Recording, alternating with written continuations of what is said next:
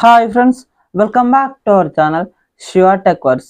ఇండియాలో Realme P3 series phones launch అయ్యాయి. అందులో రియల్మీ P3 Pro అలాగే రియల్మీ P3X ఈ రెండు ఫోన్లు అయితే ఉన్నాయి.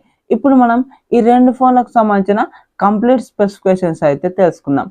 ముందుగా రియల్మీ P3 ఫోన్ గురించి మాట్లాడుకున్నట్లయితే 6.83 inches 1.5K LTPO AMOLED display 120Hz refresh rate ఉంటుంది.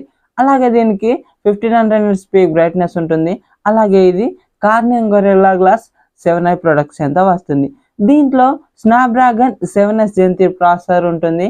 అలాగే LPDDR4X RAM UFS 3.1 స్టోరేజ్తో వస్తున్నాయి. ఈ ఫోన్లు ఏ వేరియంట్కు ఎంత డబ్బులు అన్నది మీకు ఇక్కడ స్క్రీన్ మీద వేస్తాను చూడండి.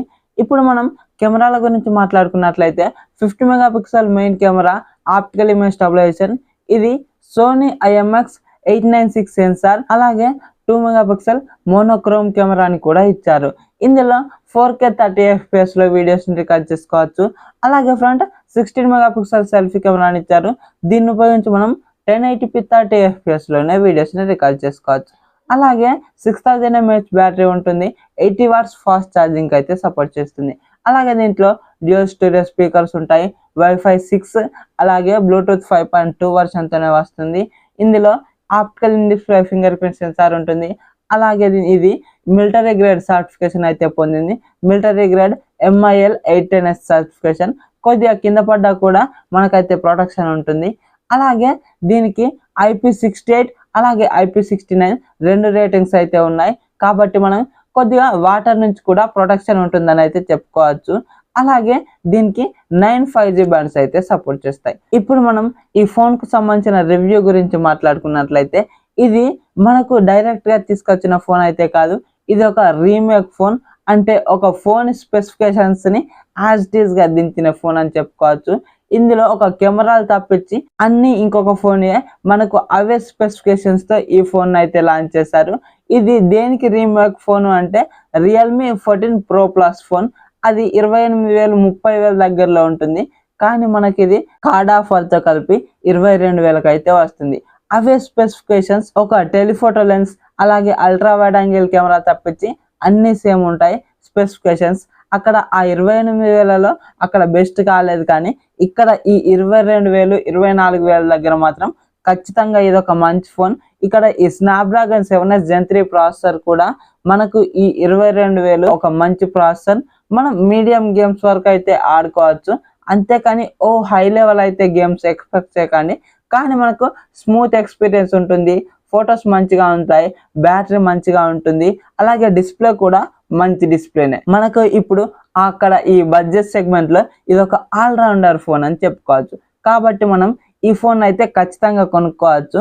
కానీ నేను ఇలా స్పెసిఫికేషన్స్ రివ్యూని బట్టి చెప్పాను కదా అని కాదు.